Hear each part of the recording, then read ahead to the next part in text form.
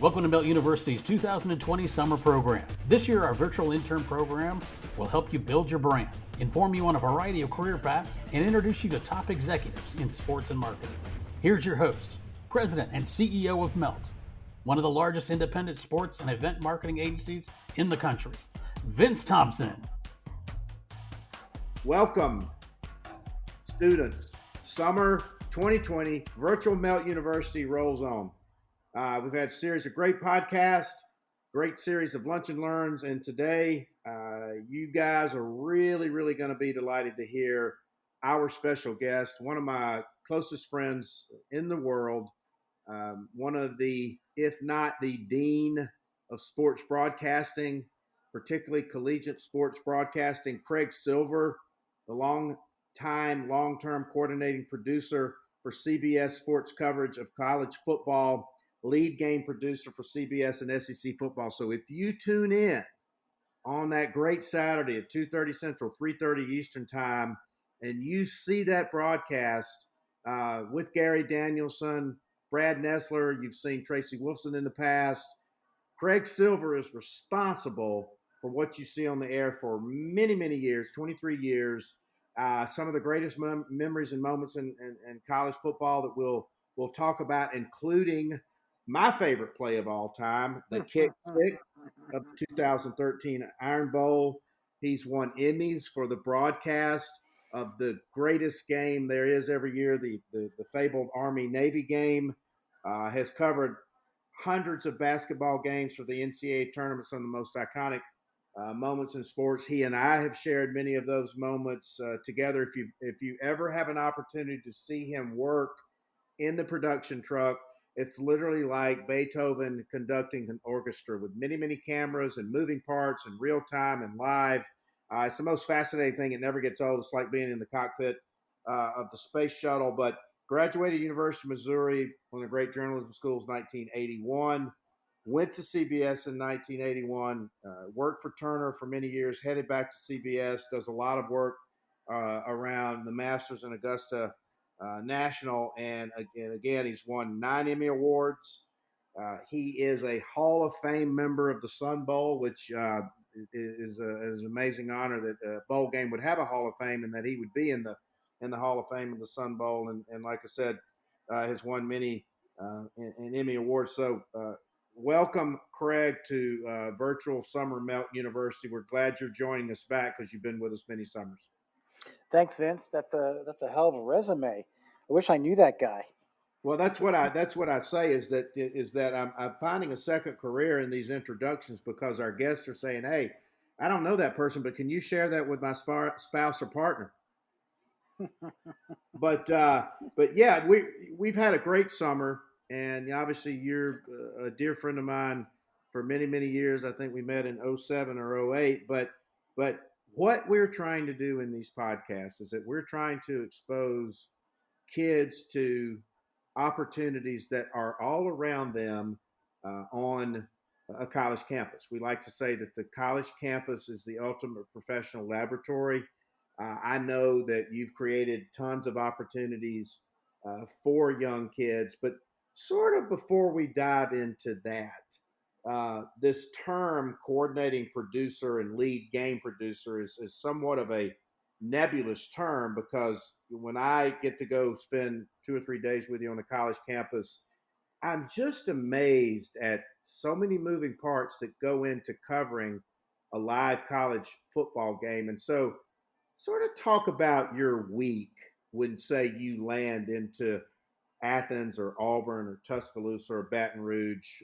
Typically, I think it's a Wednesday or Thursday. And talk about that entire process until that final whistle blows on Saturday afternoon. Well, the process starts, Vince, the second the final whistle blows on Saturday afternoon. Mm-hmm. And for me and the majority of my production crew, during football season, it's a 7-day-a-week job. Mm-hmm. So the game ends, and we wrap up what we're doing, and we travel to the nearest big city to get home the next day. And believe it or not, Sunday is one of my biggest work days. Mm-hmm. When I arrive home about late morning, midday, I do domestic things like laundry and expense reports and all that. But after dinner time, I spend 3 or 4 hours that night already preparing for the next week's game. And truthfully, throughout the course of the season, I'm usually working a week or sometimes two ahead. But Sunday night and Monday morning, I spend gathering preliminary notes for myself and my crew that will translate into graphics and into videotapes and stories, etc. I also take time to review the broadcast that just happened.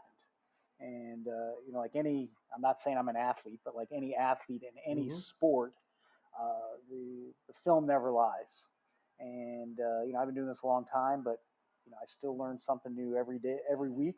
What I could do better, what we did well, but I invest the time to see what was good and what could be done better. So Monday's a big both forging forward for the next broadcast and also wrapping up what happened this past week.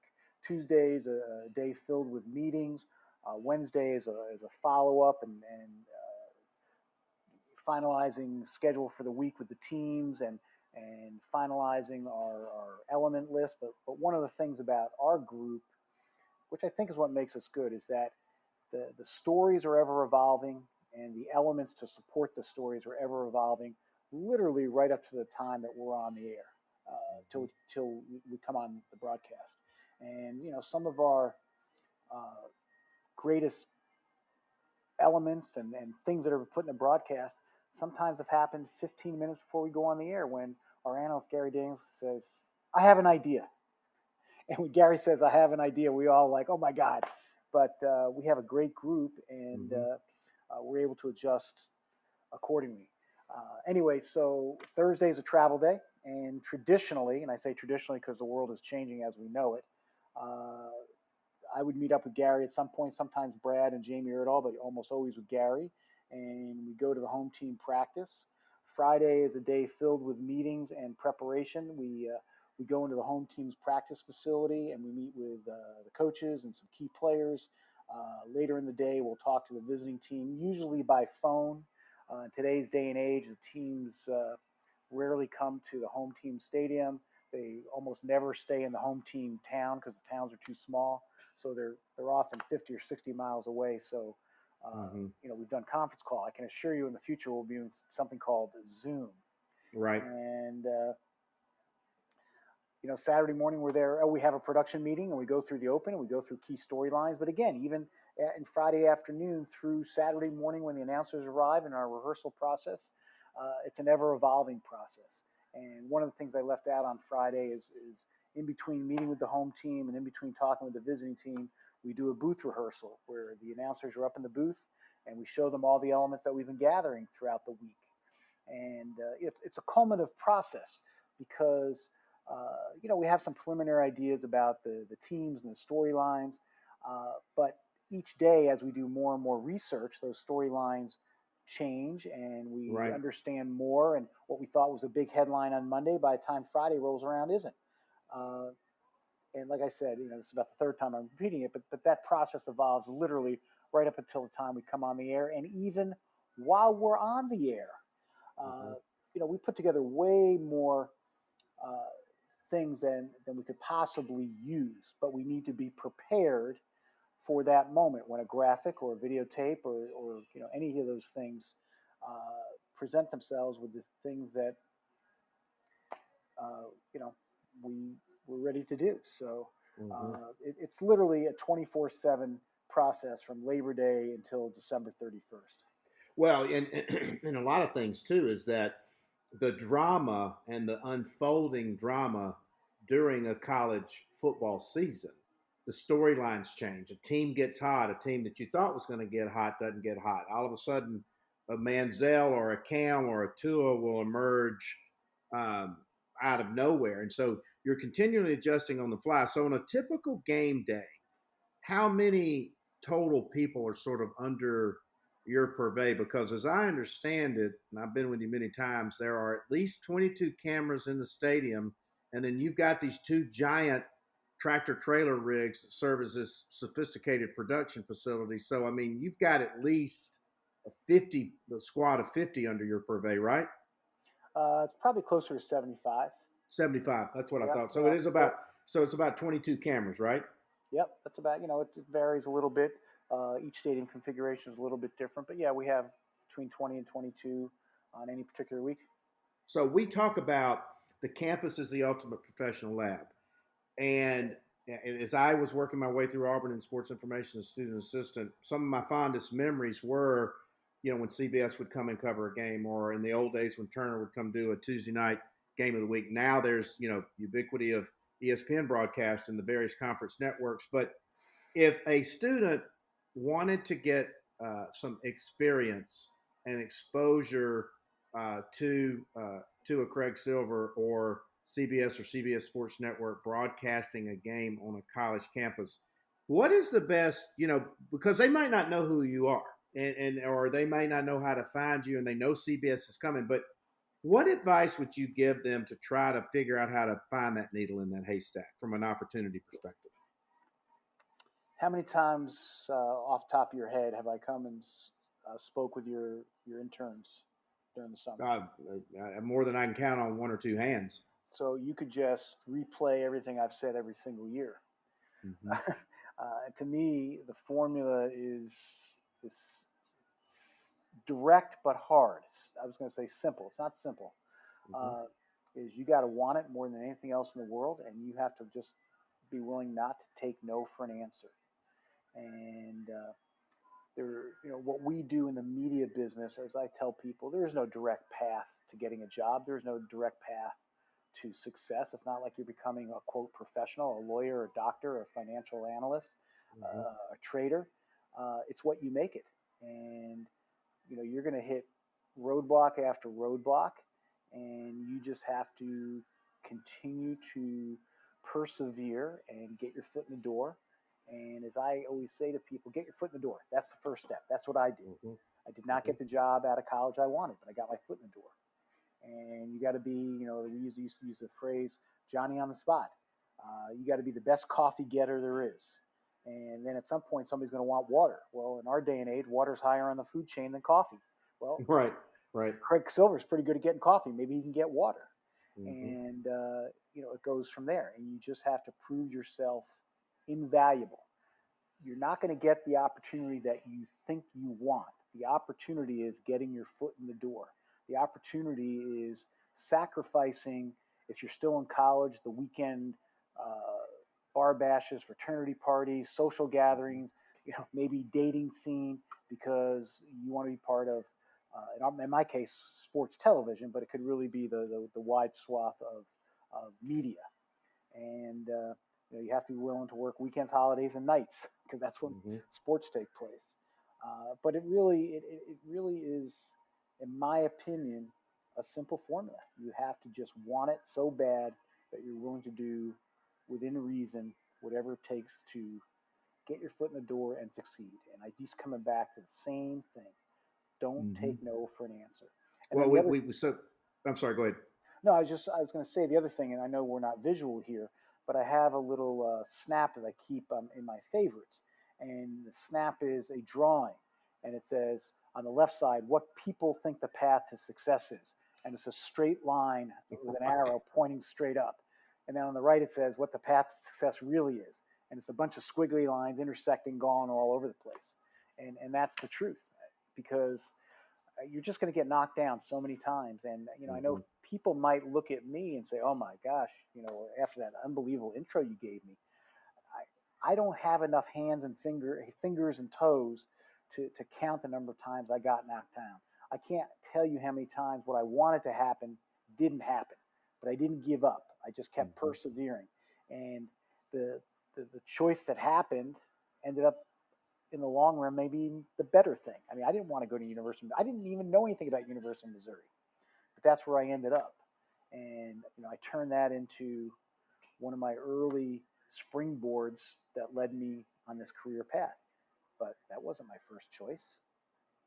And Well, let's talk about two. Let's unpack a couple of those things, because I tell my students to pursue your passion relentlessly, pursue it with 100%. zeal. So, and then obviously keep grinding, knock through those doors. And so you mentioned it, and we tell our kids, hey, life is not linear. We're certainly obviously we're all living in a period of life that's not linear. We're living in a period where you're going to get knocked off the saddle. It's how you get back on. But so you say, and Missouri's a great school, but you say it wasn't your first choice. And so how did you get to Missouri? Did you have a passion for sports that you wanted to practice when you got there, or journalism, or how did this career, Bob, where was the ground zero?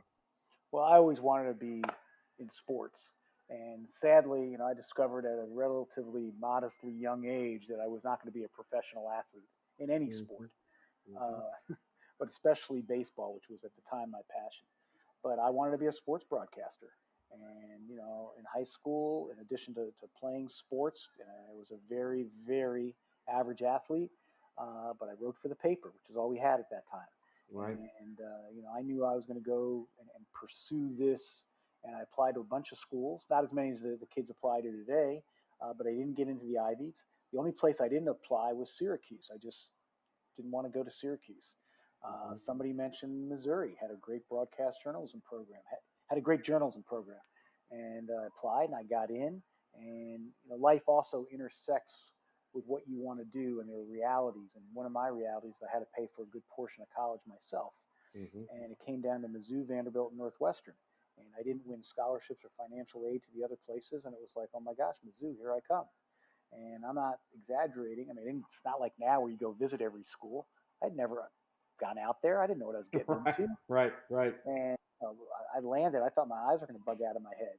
And I didn't know anything. I didn't know anything about the Midwest. I didn't, and Mizzou is a little bit different than that because it's got the feel of the Midwest. It's got the feel of the South. And, I really struggled my first semester, and got a little more comfortable my second semester, applied to transfer, got accepted at Boston University. But I said, let me stick it out one more year, see where this goes. And then, as they say, the rest is history. I found my way. I found my way socially. I found my way, with my academics. I found my way with my broadcast journalism pursuits. And I tell everybody, and now it's scary, but it's almost 40 years later, Mizzou was a fun place to go to school, big-time athletics. It provided an incredible broadcast journalism education. But the most important thing I got from going to school at the University of Missouri was living in a culture that was completely different from where I grew up. And that served me well my entire life. It really has. Well, we tell these students, to your point, it's okay when you get to school and you don't find or have your way in day one. I mean, you're a poster child for it. I'm a poster child for it. Don't put too much pressure on yourself, because it's not going to be a complete linear outcome. And again, you're sort of you're a testament to that as well. But so coming out of Mizzou, the fact that you were able to get on with, at the time, and still one of the most vaunted media and broadcasting companies in the world. I mean, you must have had some chops coming out of there. What led you to CBS? How did that start? Well, again, it's a story of what didn't happen for me. The president of CBS Sports, when I graduated, was a gentleman by the name of Van Gordon Sauter, and he was a graduate of the Missouri Journalism Graduate Program, and he gave the commencement at my university. And I wanted to be on the air. I worked in local television in Columbia, Missouri, and I had my tape out in a bunch of small markets, and I had gotten a couple nibbles, but nothing. I went back to New York City, where my family had moved when I went off to college. And one day, at the pushing of my parents, especially my mother, I put on a jacket and tie. I went to the CBS broadcast building, office building. I went to security. I called up to his office, said I had an appointment. And his assistant got very flustered and said, I don't see your appointment here. Can you come back a week from Tuesday? I pretended I was very indignant. I said I could see if I can work it into my schedule. Right. And I went and saw him a week from Tuesday. And I think the only reason that he saw me was probably twofold. One, he saw that I was a Mizzou grad, and he had just given the commencement. And I think he figured, I talked my way into this interview. I must have a set of, as our friend Bill Rafter would say, onions, so I might be worth talking to. And he said, look, you're 22 years old. I'm not putting you on the air, but we're starting this new production assistant program. I'm going to set you up with interviews with others, and I think you'd be a great candidate. Well, I interviewed with 2 or 3 people. I didn't get the job. Right. End of my career. Right, right. Yep, we're familiar But with that. but I didn't get into Yale. End of my career, right? I went to Right. Mizzou. I had met enough people at CBS. Somebody said to me, "Hey, you want to come in this next week on the weekend and log some preseason football?" I said, "Sure, that'd be great." And I'm Yep. like, "All right, what's logging?" And I started part time, 2 days a week, Saturday and Sunday, making $65 a day. Trying to live Not in an New York, hour, not a day. not a day. Trying to live in New York City. Fortunately, I was Hmm. able to live with my parents, Hmm. or unfortunate for them. Right, we Uh, get that. and I was also working 2 or 3 days a week out in New Jersey, not far from where I grew up. It's gonna put this whole conversation into a time warp, but cable television was just in its early days, and there was a local cable outfit doing high school sports called Suburban Cablevision, and I went out and worked for them, covering tennis and soccer, and I couldn't do football because I was working with CBS on the weekends. And guess how much they paid me? Probably 65 a day. Zero. I Right. was I was volunteering because I wanted to get in the business. Hmm. Hmm. And my 2 days at CBS turned into 4 days at CBS, turned into 7 days at CBS. And after 8 months at CBS, they finally hired me full time. Hmm. And then after essentially my first year at CBS, I got promoted along with 4 or 5 others that had been hired in that class that I didn't get hired in, uh, to the next level. And in my first full year at CBS, I was fortunate enough to be part of the NFL Today with Jimmy the Greek and Phyllis George and Brent Musburger, Irv Cross. I covered the NFL NFC Championship game where Dwight Clark made the catch. How old were CBS you at this time? 22. Wow. So you were at the catch. I was I was in the opposite end zone. And then a few months later, CBS had just gotten the rights to the NCAA basketball tournament, and it was our first tournament. And North Carolina won the championship when some guy named Michael Jordan hit this shot from the corner to win the game. And I did a couple other things. That was all in my first year. I'm So like, let me hey, get this straight. Your this is first pretty year, good. This is pretty good. so you had the catch and the shot And the by shot. Michael Jordan, who was Yeah. Michael Jordan, the freshman at UNC. Yep.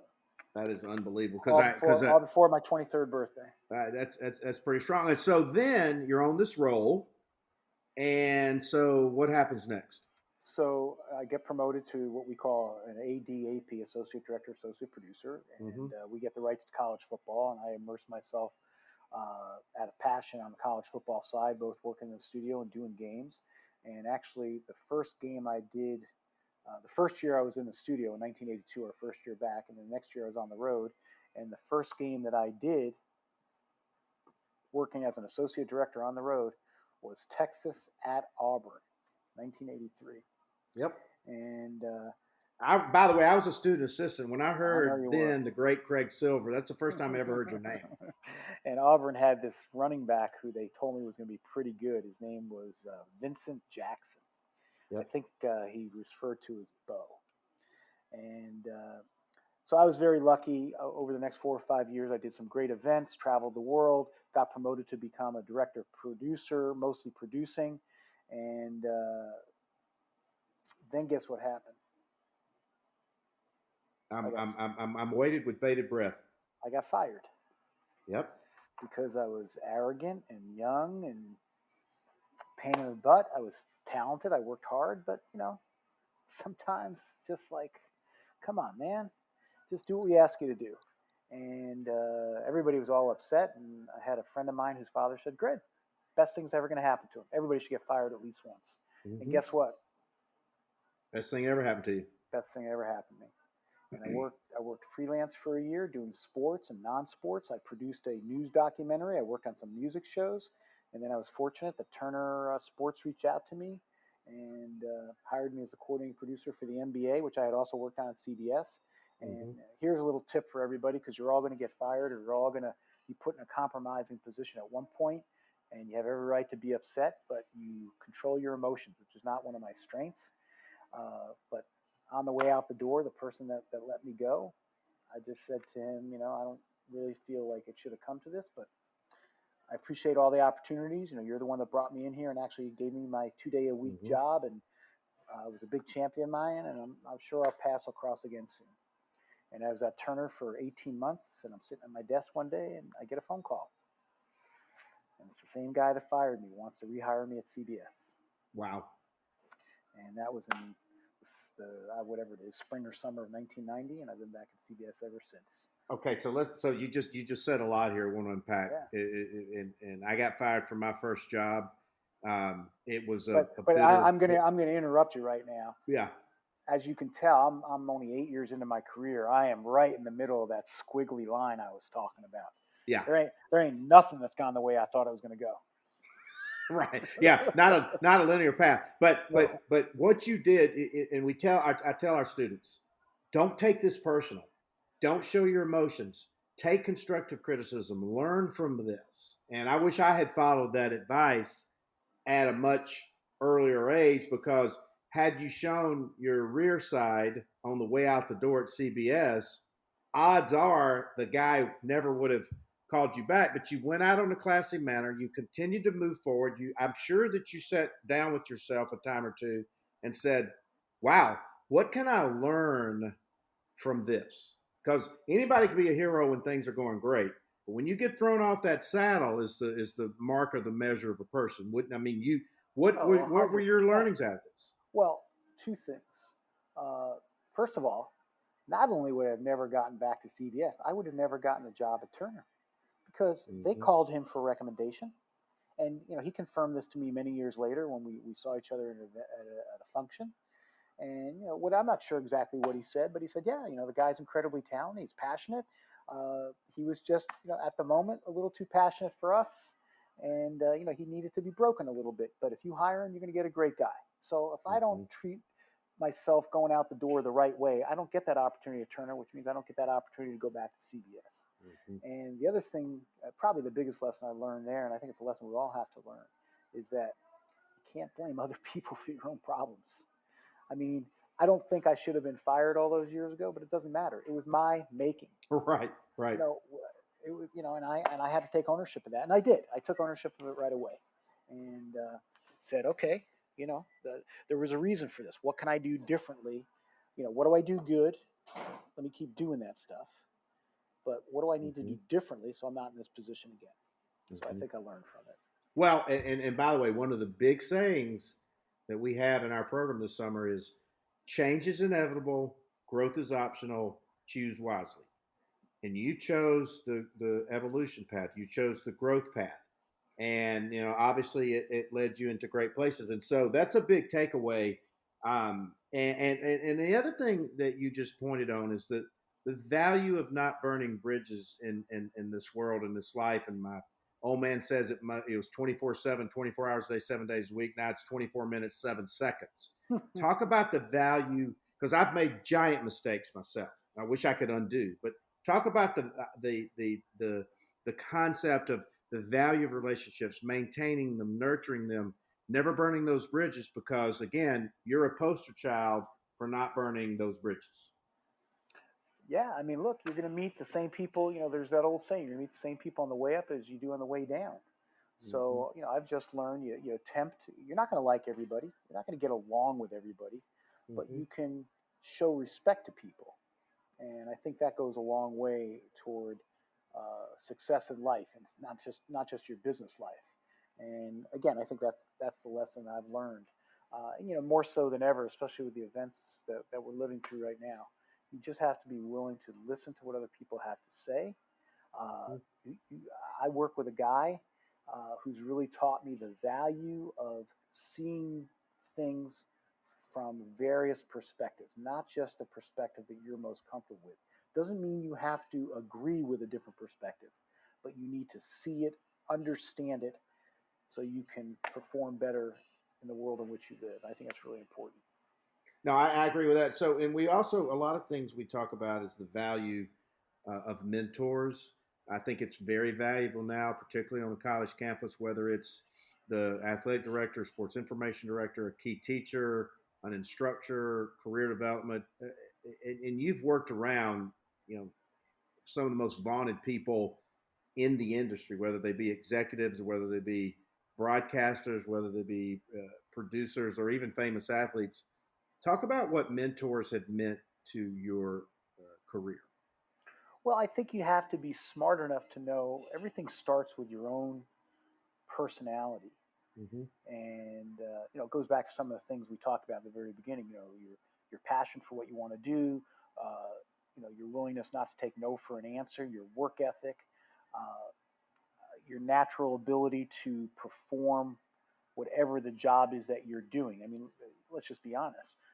I wasn't cut out to be a Major League Baseball player as much as I had the passion for it. So at some point, you have to be realistic about your own abilities. But once you figure out that part of it, then you have to learn from people that you work with. And I always use work with, not for. I like to say the people work with me. Learn what their strengths are, learn what their weaknesses are, Mm-hmm. and see how you can adapt both of those.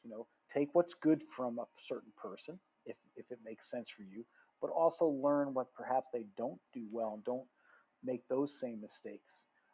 And I will tell you, two or three of the people that were most influential in my career, I learned so many good things from them, but I also learned, things not to do.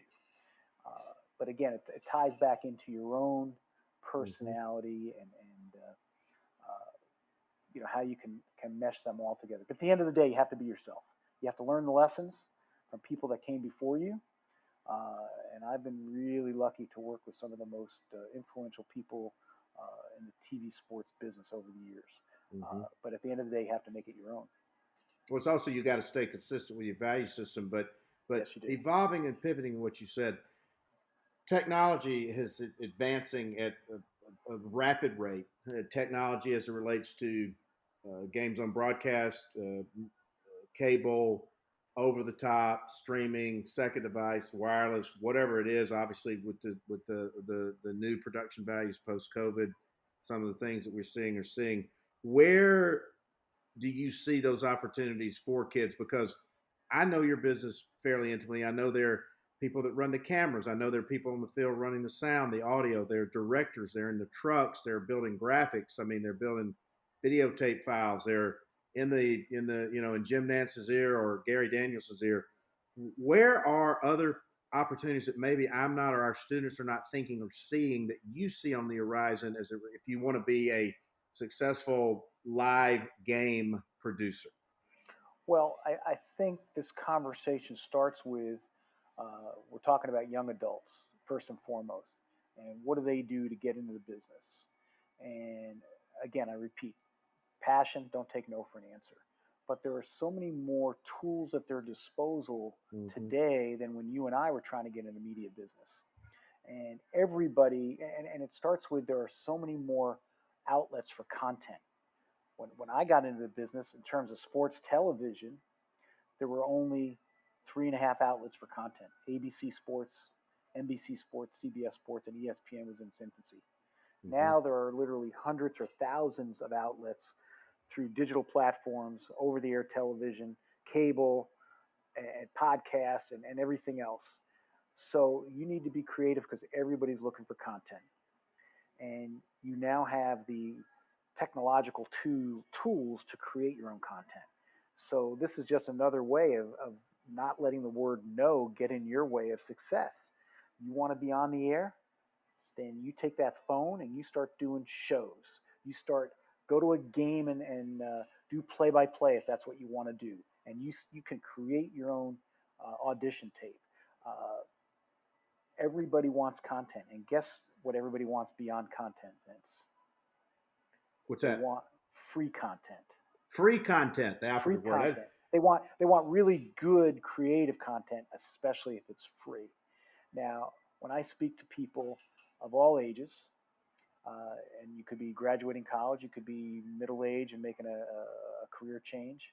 I say all these things that I'm saying, and then I also say, but life also gets in the way, which means Right. at some point you have responsibilities, you have to pay bills. When you and I graduated college, let me say this in a reverse way. It is not uncommon today when young adults graduate college, they go home and live for months, or in some cases years. Mm-hmm. However, when you and I graduated college, that was highly unusual. Mm-hmm. And I didn't even consider it as an option. right. Well, I didn't think I was going to do, I didn't think that was going to come into play, but it certainly did. And what I was going to say is we all need a break. We all need a break.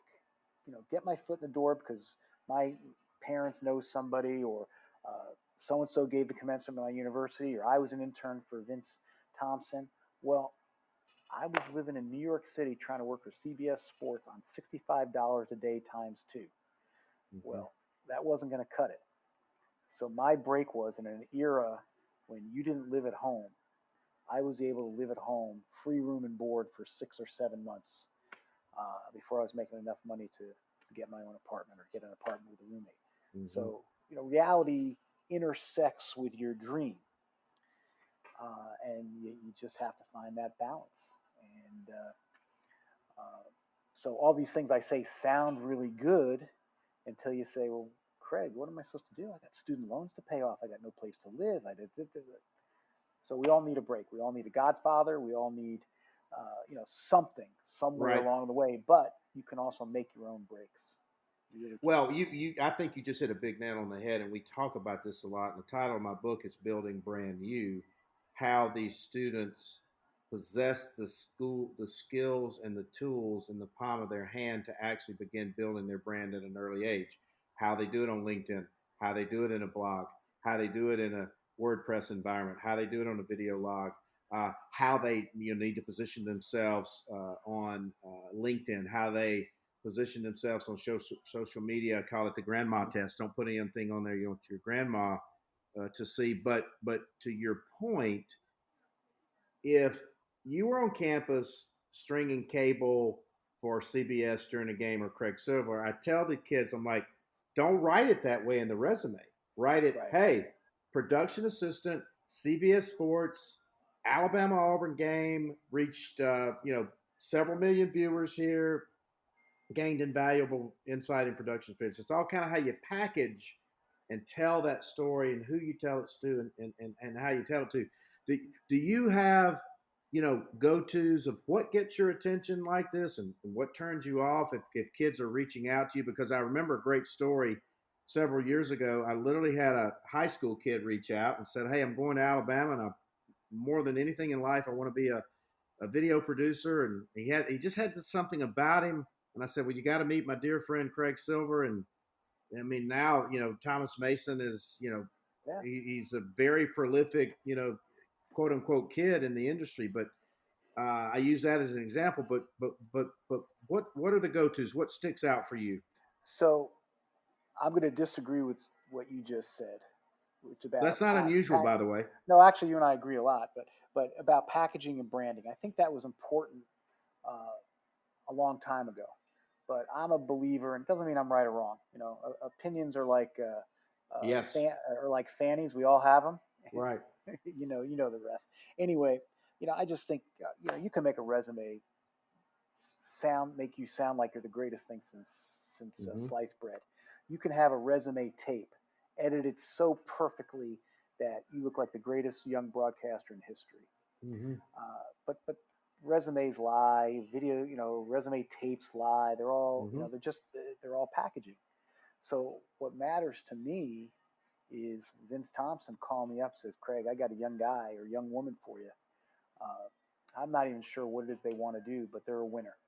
Okay, I'm taking a chance on them. Right. And I think the same thing if I called you.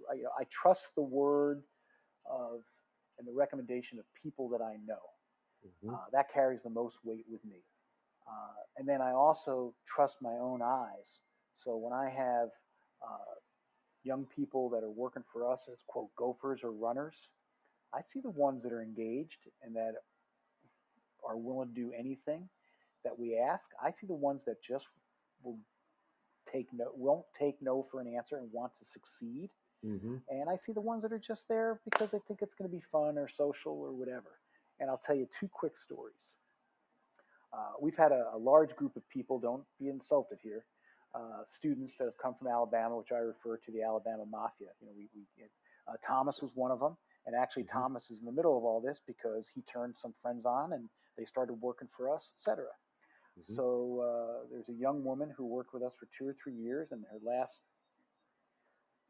year and then her first year out of college, I mean, at 21 or 22-year-old, she was the stage manager for us. She actually went to University of Alabama, but was from outside of New York City, so it was a big culture change for her.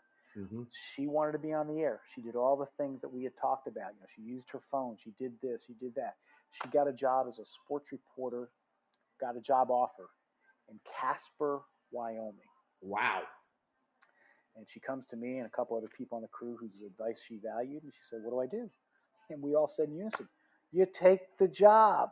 You're 22 years old. Well, she never looked back. She went out there. She's had the greatest year of her life. And now she's, you know, using that as a stepping stone to someplace bigger. But she, again, I'm like a broken record. She wasn't going to take no for an answer. She wanted to be on the air. She was willing to take a risk. She invested in herself. She had an incredible work ethic. And she took, you know, what could have been a scary proposition that had failure written all over it, and she turned it into a life adventure.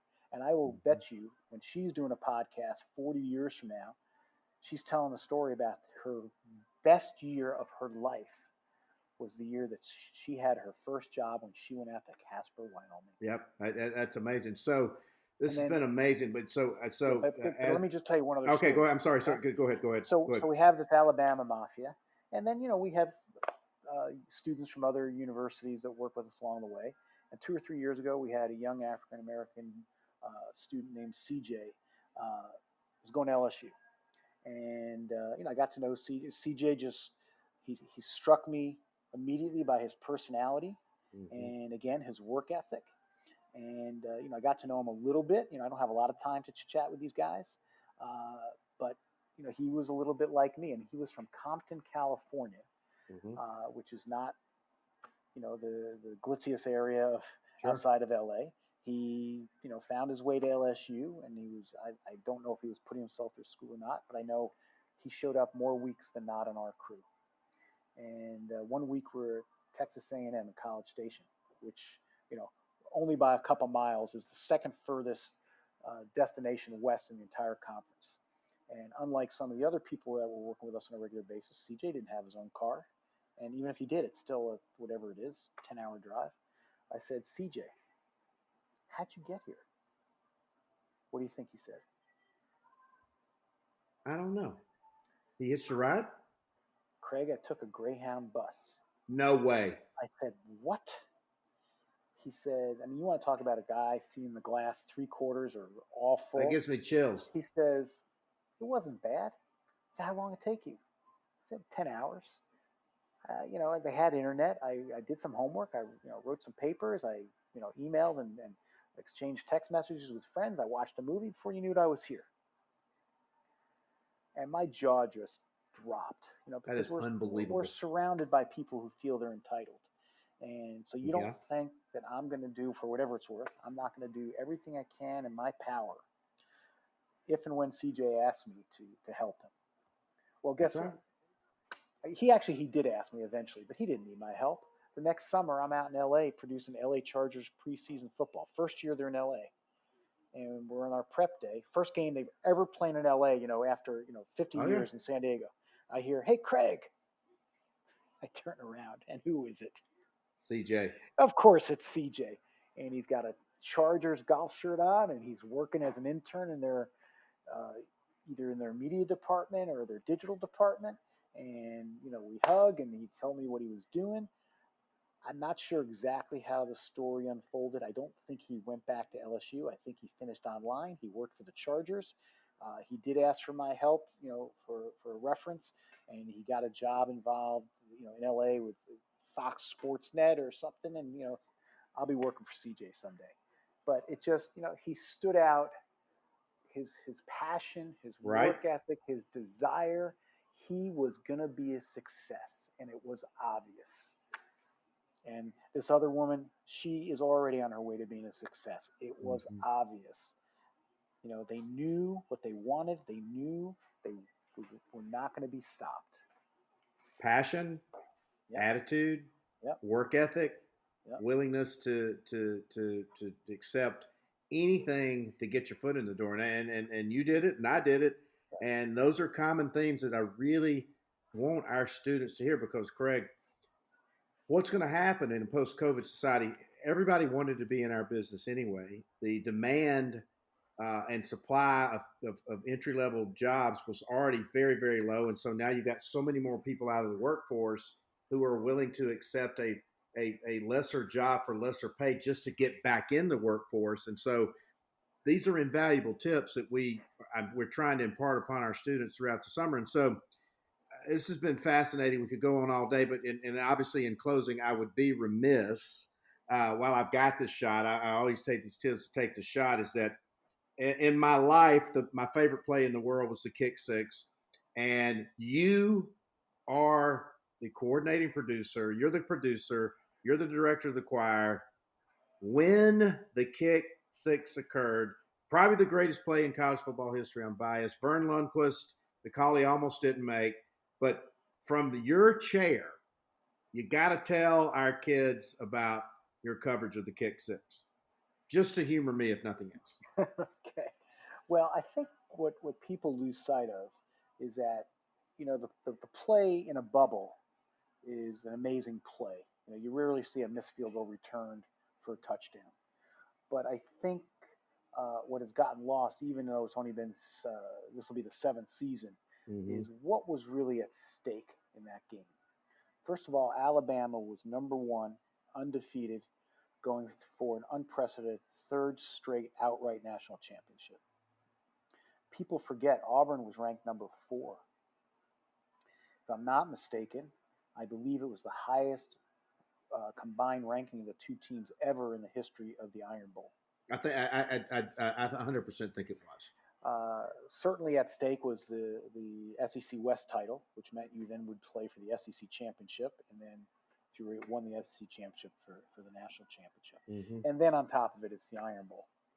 And all the passion that goes into that, and it's arguably, if not the greatest rivalry in college football, depending where you live, it's certainly on the short list of the 3 or 4 very best, and maybe one of the greatest rivalries in all of sport. So it's a back and forth game, and 2 or 3 things stand out. A.J. McCarron hits, I believe it was Amari Cooper, in a 99-yard touchdown, and we think that's going to be the game winner, and maybe A.J. McCarron's Heisman moment. And then Auburn comes back and ties the game on a play that was really not that familiar to football fans back then. It was called an RPO, run pass option, with Nick Marshall as quarterback. And he rolls out, and the linemen come charging up, and the linebackers come charging up because they think he's going to run. And Nick wasn't a great passer. He sort of shot put one out there to Sammy Coates, and he scores, and now the game's tied. And Alabama's going to get the ball last and try and position themselves for a field goal. So the second most famous play in Iron Bowl history is the 1 second on the clock. Right. Hey, Coach Saban, you got a second, right? Yeah. So they throw the screen pass, and TJ Yeldon goes out of bounds, and then there's the big controversy: is there a second left, or is there not a second left? And I've told this story a gazillion times. We didn't have a definitive single angle. The angle where we had the clock superimposed, you couldn't see his foot. So you didn't have a clear camera angle. Not where you could see the clock and the foot together. The angle where you could see the foot had no clock in it. So we're tied into replay, as all broadcasts are with both NFL and college football. And I'm on the phone with the replay official saying, you got to give me 1 minute because we're going to do a split screen. And I have my engineer, my video replay engineer back there. He's seriously working on it. He's one of the best in the business. And he says, it's ready. And I said, you guarantee me 100% it's in sync. It's all computerized. He says, it's 100% in sync. I tell the replay officials we have the split screen. We show the split screen. Gary Danielson on the air says, that's in sync, at least according to our CBS engineers. And they give Alabama 1 second. And wow! Out comes the field goal team. It's not the regular field goal kicker, because the regular field goal kicker, I think it was Cade Foster, or they had 2. We're having terrible days, and they bring out Adam Griffith, and he hadn't kicked much, and we didn't actually pick up that Chris Davis was not back there to return the kick initially because they called timeout. And now here we go. Ball snapped. He hits it. Hits it pretty good. I think it's going to go in. It's going to be a game-winning. When it left his foot, the sense of gloom and doom came over the Auburn Stadium. Yeah. But then all of a sudden it started fading and came up a little short, and Chris Davis takes it. And as great as Vern Lundquist's call is, Rod Bramlett's call is even better. Yeah, rest in peace, Rod. But yes, rest in peace, Rod. He's Auburn through and through. And all of a sudden, there goes Chris Davis down the left sideline. And as Rod Bramlett said, they're not going to keep him off the field tonight. Yeah, and they didn't. And I just remember, a lot of things. The hysteria that took place. My director, Steve Milton, that was his canvas at that point. And, you work as a team. And I just let him keep cutting. And I finally turned to him. I said, when you're ready, here are the replays. And I just remember Gary Danielson, as only Gary can say in his ubiquitous way, he said, Alabama, they had nothing but a bunch of fat guys on the field.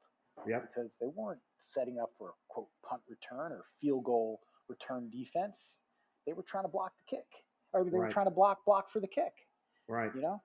And then I remember we go to Tracy, and she has Coach Malzahn. And then we go back to Tracy, and she has Chris Davis. And the first words out of Tracy's mouth were, they tried to take you away, but I wouldn't let them. We talked to Tracy about that the other day. But just in that, it's been more than a sentence. But this is really the story of what we do and what any corporation does as a team. We all did our job. Mm-hmm. Steve Milton and his camera crew, from the time, from the time TJ yelled and went out of bounds, my video replay engineer did his job at the highest skill level. I did my job communicating with the replay officials. Our director did his job setting the scene, showing the change of kickers, the tension, etc. Vern did his job with this incredible call, especially as Chris Davis scores the game-winning touchdown. Gary Danielson, when it finally came to the replays, did his job. Tracy, in the midst of that pandemonium, did her job. Our entire crew did their job. And that's how you get success. And then I remember a lot more things, but the last thing I remember is when we were finally off the air. Now we're in the parking lot down by the end zone where the TV trucks are parked. And Vern comes out and Gary comes out, and I hug Vern, and I just look at him and I said, what just happened? And all these years later, I'm still not sure what happened. But I do remember one more thing. Mm-hmm. It was a big deal. And we knew it was a big deal. No, I mean, we knew it was a big deal. But it wasn't until Monday morning when I get up early and I'm watching whatever I don't know if I was watching Good Morning America or the CBS. They all did a story on the kick six. Yep. And, our PR guy calls me and says, hey, there's a half a dozen people that want you to do interviews about the kick six. And one was in Canada, and one was, just outlets that you normally would not speak to. Right. About an incredible football game. And then I was in the middle of physical therapy at the time. I go to the physical therapist's office, and people that I'd gotten to know there that really know nothing about college football. That's all they're talking about. So it became, it went outside of sports. It became a cultural phenomenon. Mm-hmm. And I think a lot of that has to do, honestly, with the passion of the Auburn fans and Jordan-Hare Stadium and what it looks like at night, and the crowd rushing the field and the colors and the energy and all that. So I'm lucky we'll have that forever. Yeah, like I said, you've covered, and we could sit here and talk about them all day. You've covered the great ones, but our students I know they're going to listen to this. They're going to replay it. They're going to listen to it over and over again. You're probably going to hear from some of them, but I guess students and listeners, you can see why, Craig's one of my dearest friends on the planet and why he's the best of the best. His passion, you can hear it, you can feel it in his voice. And so Craig Silver, coordinating producer, CBS Sports, SEC football, many, many years. We're all hoping and praying we got college football this year. You have no idea, how important and valuable your words of wisdom, your advice, recounting the memories. We might have to have you back on and just do a whole other series on the great memories and sharing, because so many of our kids are passionate about sports, and so many All right, kids. so I want to have a quiz with you before we go. All right. All right. So you ask me, what's the single greatest sporting event you ever covered? So you ask me that question. Yes. Go ahead, ask it. So, what is the single most greatest sporting event you've ever covered? So I've been very lucky. I've mentioned that, even though I wasn't the primary producer, I was at the catch with Dwight Clark. I was at Michael Jordan hitting the shot. I was at, the Masters when Jack Nicklaus came back and won at age 46. 1986. Yep. Yeah, and Tiger chipped in. I produced the Christian Laettner Duke Kentucky game. I did the kick six. I produced Usain Bolt's first world record in the 100 meters. Mm-hmm. I've had some great moments. The single greatest sporting event I ever had the privilege to cover as the main producer was the gold medal hockey game at the 1998 Winter Olympics between Czech Republic and Team Russia. And the Czech Republic upset them, and their two stars were Dominik Hasek, goalie, and Jaromír Jágr. And similar to what happened in the kick six, this was beyond sport. It was two nations that were part of the Iron Curtain. The Soviets dominated the Czech Republic. It was the 30-year anniversary of the Prague Spring, where the Czechoslovakians attempted to break away from the Soviets for their freedom and were ruthlessly shut down. Jaromír Jágr, who at the time was a young player, wore the number 68 in honor of the 1968 Prague Spring.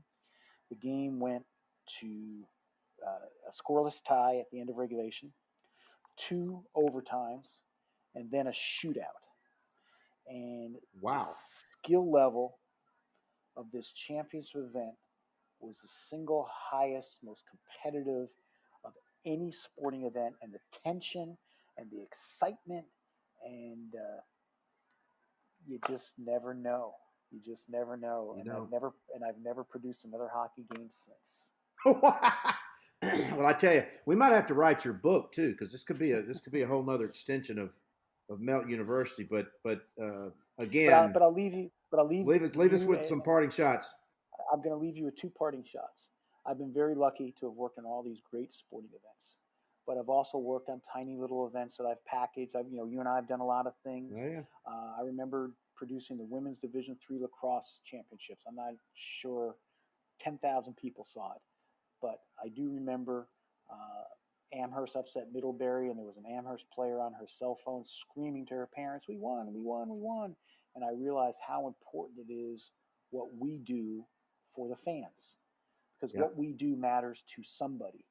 And I've said this before, speaking in public forums like this.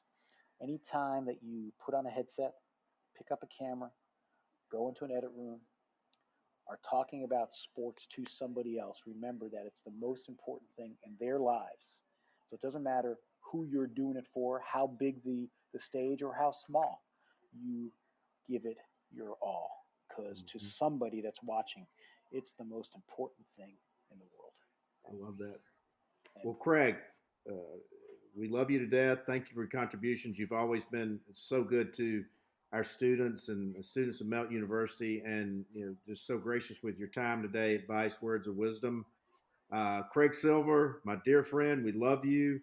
CBS Sports, and this wraps up Summer Melt U Virtual 2020. Craig Silver, CBS Sports. Amazing. Thank you so much, Craig, for your time today. Vince, I love you. I love what you've done with Melt U, and the people that are working there for you this summer and the past summers are very lucky to have that experience, and they should take advantage of it. And I leave thank you so everybody with this final thought: if you dream it, you can achieve it. Doesn't mean it's going to be easy. If you dream it, you can achieve it. Amen, brother. Amen. Thank you. Got it. Love you. Thanks, Vince. Hope you enjoyed today's virtual class. We'll be back soon with another edition of Melt University 2020.